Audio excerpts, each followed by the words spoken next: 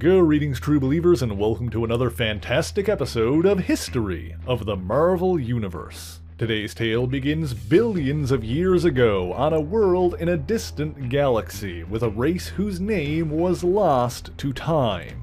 Their civilization was a utopia, and their people lived in magnificent cities adorning the land and sky. On this world, war and crime did not exist, and no being was without their basic needs. Their advanced science had completely eliminated sickness and disease. Even the effects of aging had been conquered as they attained a state very near immortality. However, there was one point of contention among their high tribunal. Some, such as Icor, believed they should go forth into the universe to share their technology and help those less fortunate than they. Others, like the selfish Emnu, felt there was no reason to lend aid to those he considered beneath them.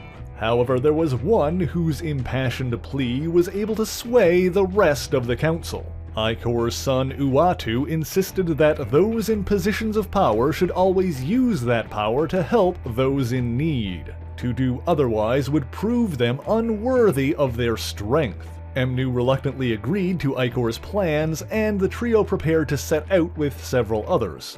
Rather than travel via spacecraft, Uatu and his kin transformed their bodies into living energy, allowing them to traverse the stars at the speed of light. After several months of travel, the energy beings reached the nearest inhabited world, the planet Prosilicus. Appearing before the primitive aliens, the benevolent visitors offered to share their technology. Uatu believed that by revealing the secrets of nuclear energy, the Prosilicans would be able to create a utopian civilization much like their own. And so the two races worked together over the next decade, sharing information and building technology to lift up the Prosilican people.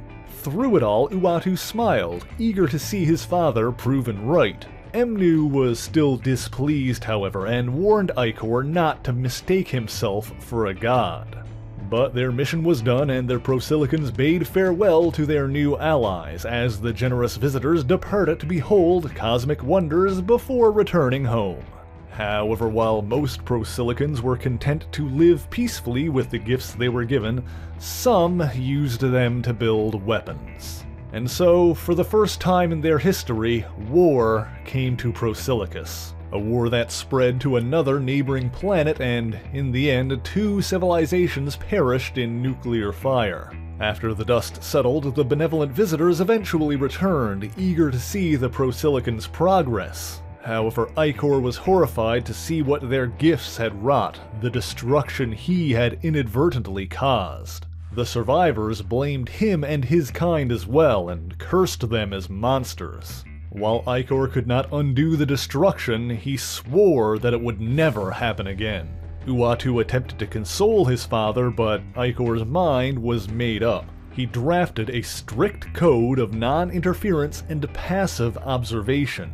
Never again would one of their kind offer aid to another for any reason. Soon, Icor's code became law, and each and every one of his people swore an oath to uphold it, to witness and chronicle events as they transpire, but never interfere. And so, over billions of years, this ancient, immortal race became known as the Watchers.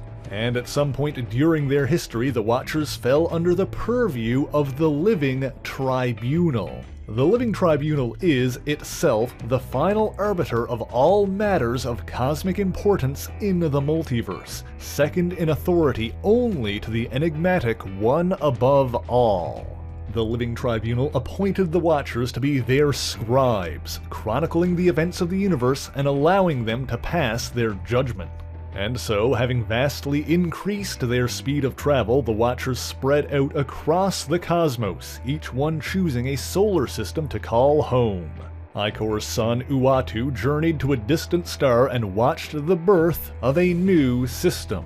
He watched as planets and moons formed, and, on one planet, the third from the sun, life arose. This planet, of course, would become known as the Earth.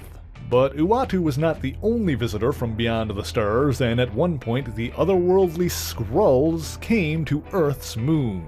The Skrulls created an artificial breathable atmosphere over a section of the moon, which would eventually become known as the Blue Area. This was done so the Skrulls could test the barbaric alien race known as the Kree in a completely barren environment.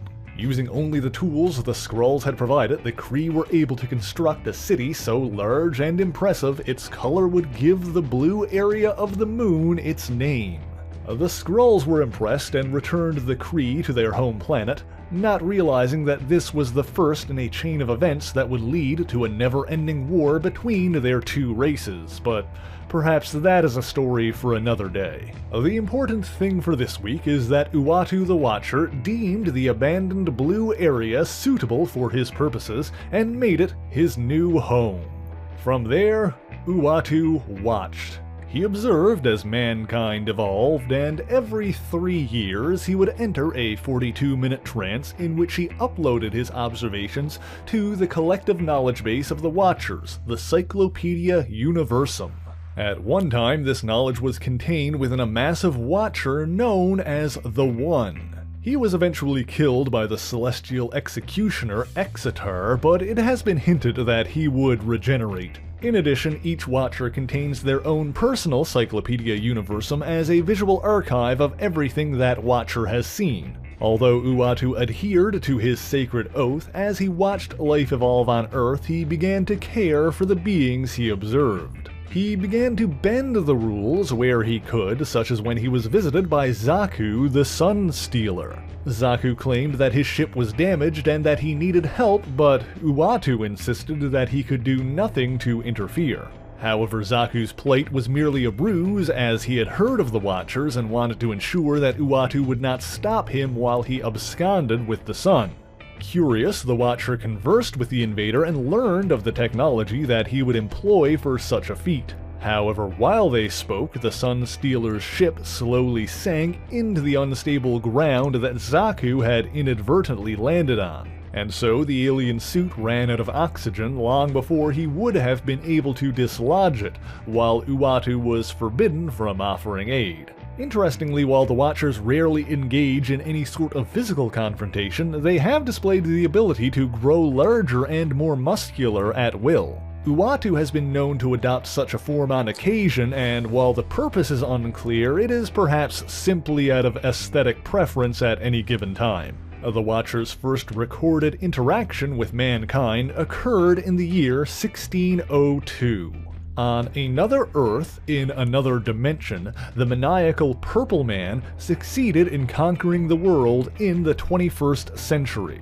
The heroic Captain America stood against him, but the Purple Man banished him through a temporal rift. And so, the Steve Rogers of Earth 460 landed in the year 1587 of the Earth we know, the Earth Uatu watched, Earth 616. This rift also created ripples in the time stream, and so certain events began occurring approximately 400 years before they were supposed to, threatening the stability of space-time.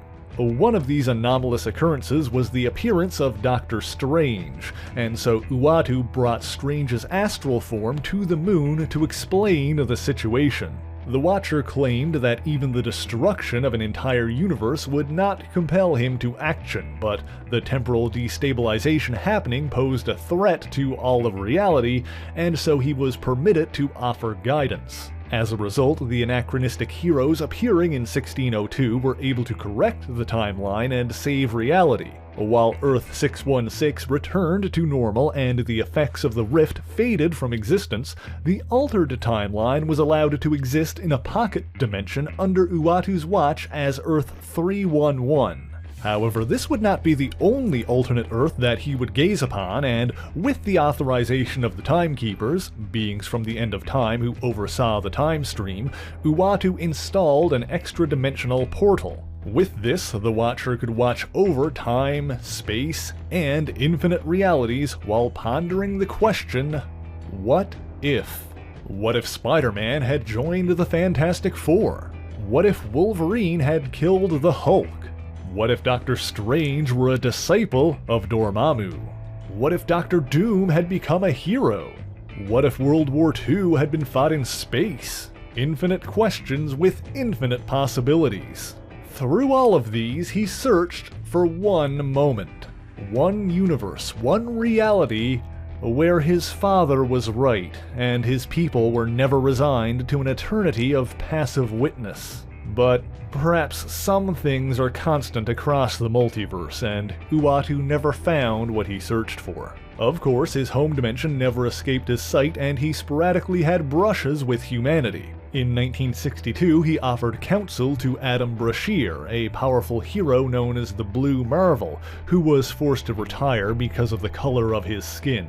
Over the years, Adam and Uatu remained friends, and Adam would jokingly call him the Doer behind his back, a nickname that amused Uatu. Eventually, Doctor Strange was born into his proper era, and after becoming a master of the mystic arts, befriended the Watcher. And Uatu soon met Reed Richards and the Fantastic Four when the heroic super team came to investigate the blue area of the moon. After the FF defeated the criminal mastermind, the Red Ghost, and his superpowered apes, who had also journeyed to the moon, the Watcher was impressed by the Four's heroism and allowed them to leave with their memories of the encounter intact. Uatu claimed he would relocate to avoid further interaction with mankind, but he inevitably returned to his home on the moon. After this, his interference in the events on Earth only became more pronounced, such as when he summoned the Fantastic Four to warn them of the danger posed by Owen Reese, the Molecule Man. Because of his ability to control matter at a subatomic level, the Molecule Man was another threat to the multiverse as a whole. However, Reese had subconsciously limited himself, convincing himself that he could not affect organic matter. Because of these self-imposed limits, the Fantastic Four were able to defeat the Molecule Man, and the Watcher imprisoned him in another dimension where he reinforced his mental blocks. Uatu then violated his oath further by reversing the damage Reese had done before departing. The Watcher later offered aid when Dr. Doom mentally compelled a legion of supervillains to attack the wedding of Reed Richards and Susan Storm. Inviting Richards into his otherworldly citadel, he declared his intentions of non-interference while the heroic human procured a device to help save the day. Following this, Uatu allowed the newlywed couple to honeymoon on the blue area of the moon, providing them with a banquet and promising that they would be the only beings outside his gaze on that night. For a time, things continued that way, with Uatu occasionally providing guidance and information to the heroes of Earth, despite his ancient oath. It seems the Watcher had grown too fond of the beings under his watch. One threat dire enough to spur Uatu into direct action was the coming of the World Eater Galactus. Upon witnessing the Herald of Galactus, the Silver Surfer, approaching, the Watcher attempted to conceal the Earth from him. Although this ploy failed and the two cosmic giants came face to face on Earth, with their exchange implying that this was not the first time they had crossed paths. Like times before, while the Watcher would not combat this threat directly, he guided the Fantastic Four towards victory. However, he did play a major part by transporting one of the heroes to a massive spacecraft that Galactus called home.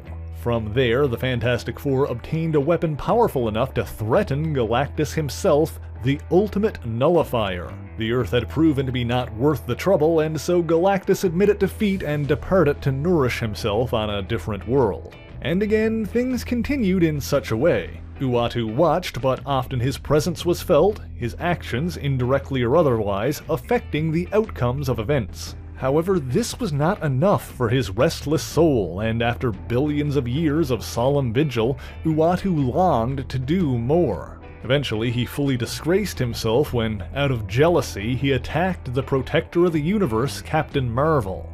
Ashamed, Uatu returned to his home to stand trial for his transgressions. His old compatriot Emnu presented all of Uatu's unauthorized interferences while presiding over the Earth. All the times he had broken his oath to guide the destiny of man. He was free to return to the blue area of the moon and continue his vigil, provided he more strictly follow his oath. Since then, he has continued his observation of Earth, although not without incident. At one time, after opposing his nephew, Aaron, the Rogue Watcher, Uatu was stripped of his position and authority. However, he was eventually reinstated. The heroes of Earth, well aware of his vigil, began to consider Uatu's presence a sign that coming events would hold great significance. And not every Watcher looked upon Uatu's actions unfavorably. One Watcher, a woman named Ulana, watched as Uatu stood up to the World Eater Galactus and grew fond of him. When the time came to propagate their species, Uatu and Ulana came together. Soon, the two joined hands in marriage and Ulana became pregnant with Uatu's child. Unfortunately, it wasn't long after that Uatu was murdered, and Earth's heroes began an investigation to uncover the culprit. As it turns out, the Watcher's citadel on the moon was attacked by a group of villains including Dr. Midas, his daughter, the Exterminatrix, a mercenary named the Orb, and a contingent of mindless ones, creatures from the Dark Dimension ruled by the dread Dormammu. The mindless ones battled Uatu while the Midases raided his armory, but the Orb grew jealous of the Watcher's power. Wanting to see the way he saw, the Orb shot Uatu and stole one of his eyes. The Watcher survived his injuries, and as he arose, the aging super spy, Nick Fury, arrived on the scene. Fury realized that all of the secrets witnessed by the Watcher were stored in his eyes, and so whoever had stolen one was suddenly very dangerous. Uatu refused to talk to Fury and forced his hand, perhaps realizing that this was the only way his attackers would be stopped. And so Nick Fury killed the Watcher and took his other eye to learn who had raided the armory. While everything that had happened was soon discovered by the heroes of Earth, Fury was able to use the power from the Watcher's eye to kill Dr. Midas. However, a council of Watchers arrived and punished Fury for his crime against one of their own. Chaining him to the moon, the Watchers merged Fury with what was left of Uatu's essence, sentencing him to take his place, watching but never acting, forever the unseen. Meanwhile, the Orb fused with the eye he had stolen to become a dark, twisted version of a Watcher, enabling and watching violent crimes as they happened. As for Uatu's unborn child, Ulana gave birth around this time. The Watcher's old friend Adam Brashear became the newborn's godfather, and used his blue Marvel powers to aid in the child's development while Uatu could not. But is this really the end of Uatu's story? Well, recently there have been reports of the Watcher's return, albeit still missing one of his eyes. Perhaps Uatu will again violate his oath and take a more active role in certain events. In the meantime, we shall all be watching.